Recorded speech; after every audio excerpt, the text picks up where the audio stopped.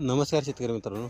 आपण याला मशागत करून परत खत वगैरे सगळं टाकून आज दुसरा दिवस आहे. 2 दिवसानंतर परत याला पाणी चालू केले. तर आज आपण याला पाणी देत असताना पाणी पूर्ण क्षमतेने देणार याला. जोपर्यंत याची शेंडी म्हणजे पूर्णतः भिजत नाही तोपर्यंत आपण देणार. आता पाणी देत असताना इथंपर्यंत पाक आपलं भिजलं पाहिजे, ओल गेली पाहिजे. काय होतं बऱ्याच वेळा खत अगोदर टाकलं असेल नंतर टाकलं असेल मातीमध्ये, जोपर्यंत खत म्हणजे पाण्याच्या संपर्कात येत नाही तोपर्यंत विरघळत नाही आणि त्याचा फायदा आपल्या शेतीला होत नाही. आणि दुसरा एक महत्त्वाचा मुद्दा असा आहे की जर पाणी तुम्ही पूर्ण क्षमतेने दिलं, पूर्ण भरून जरी घेतलं तर काय होतं आहे ती माती चुकून बसते खाली. त्याच्यामुळं काय होतं, आता हा ऊस लहान आहे, त्याला परत आपण एक मेमध्ये साधारणतः परत अजून एक मोठी बांधणीची मशागत करणार आहे. आता ही तात्पुरती आपण साधी केलेली आहे मशागत.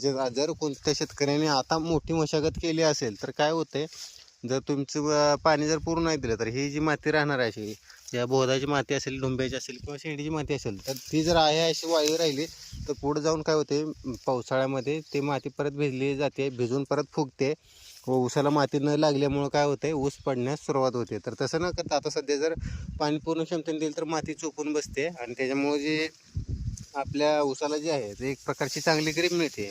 त्याच्यामुळे ऊस परत वाऱ्याच्या मध्ये टिकाव धरून राहतो, पडत नाही. तर पाणी देताना ही काळजी घ्यायची. आणि पूर्णतः पाणी आता सध्या दिलं तर काय होते, पाण्यामुळं आपल्या ऊस पिकामध्ये गारवा निर्माण होते आणि आपल्या पिकाला जे आहे उन्हाचा जास्त त्रास होणार नाही. तर सुरुवातीचं जे एक पाणी आहे तर ते पूर्ण क्षमतेनं देऊन घ्यायचं आहे. धन्यवाद.